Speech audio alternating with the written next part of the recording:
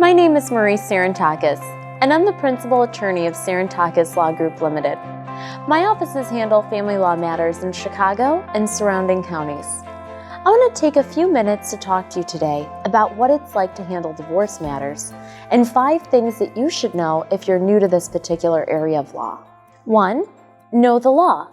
One of the first things that you should do when taking on a divorce case for the very first time is pick up a copy of the Illinois Marriage and Dissolution of Marriage Act, commonly known as the IMDMA. Read it, and read it from front to back. It may make for some dry reading, but it's the critical starting point. This is the only way for you to know what type of relief that domestic relations courts can grant your client and what factors that you need to prove to prevail on your client's case. Plus, whenever you draft any petition or motion, you must cite the statute which entitles you to relief. Otherwise, you face your pleading being stricken on its face. The IMDMA is the most common source of our substantive law, but you should also be aware of a few other rules that family law attorneys deal with on a daily basis. And those 2 sources of law are the Illinois Code of Civil Procedure and the Illinois Supreme Court rules. They frequently come into play during the pendency of cases, especially during the discovery process. Number 2, know the facts. One of the first tips that I received as a brand new practitioner is that you may not always know the law as well as your opponents, and that's simply due to a lack of experience. So focus on something that you can control. Have a solid understanding of the facts of your particular case. Know your client's story inside and out. Memorize whatever information is in your file and memorize it to the best of your ability. Many motions are successful not because the prevailing party had a better set of facts, but because one of the attorneys had a strong understanding of the case and could elicit the appropriate testimony from the witness. Tip number 3, know your county. Each county in Illinois has a particular set of rules that are unique to that county. Go to the clerk's website and pull a copy of that county's local rules.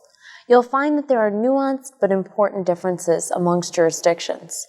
For example, some counties will require you to file your client's financial affidavit, whereas others will frown on it. You'll also find that different counties have different form orders. Look up the orders that you anticipate you may need before you appear in court for the first time and fumble over drafting a basic order, simply because it looks completely different from anything you've seen before. So for example, a basic continuance order can appear strikingly different depending on whether you're in Cook or Kane County. Also, when a spouse wants to resume the use of their maiden name, some counties offer name change orders. Lastly, prove-up processes can be remarkably different in various counties. You don't want to show up and appear as a novice or forbid having your case kicked to a different day because you're not adequately prepared to bring your case to conclusion. Tip number 4, know your judge. I don't mean that you should necessarily invite them for a cup of coffee when you're assigned to their calendar. Rather, what I mean by that is that you need to be aware of the preferences of the particular judge that you are before. They all have very different styles for how they like to conduct proceedings in their courtrooms. If you're not familiar with the particular judge to who you've been assigned, download a copy of their standing order from the clerk's website. This will tell you the various rules that a judge expects attorneys to follow in his or her courtroom. And this can include rules pertaining to decorum, delivering courtesy copies, start times, and anything else that the judge would like to make known to attorneys and litigants in advance. Tip number 5, know your client. Check in with them throughout the pendency of the case to find out their position on various issues as the case evolves. There's an aging process to divorce cases. They are highly emotional, and often clients are in a very different position towards the end of a case than they are in the beginning.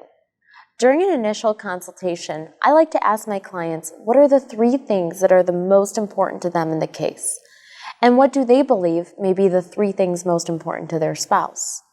You want to always be looking for ways to settle a case and satisfy your client's needs and goals. If you understand what's important to them, you're better equipped to help them reach a satisfactory conclusion. In sum, the best thing you can do when taking on a divorce case is be prepared, and be prepared in more ways than one. As attorneys, our most valuable resource is our time, and it becomes difficult to carve away enough time in a day to adequately prepare for our responsibilities, both to the court and to our clients. Be that as it may, I assure you that if you take the time to familiarize yourself with the law, your case, and the court system, this will be time well spent. For more information, please visit the ISBA Family Law section on the ISBA website, and you'll find additional practice tips.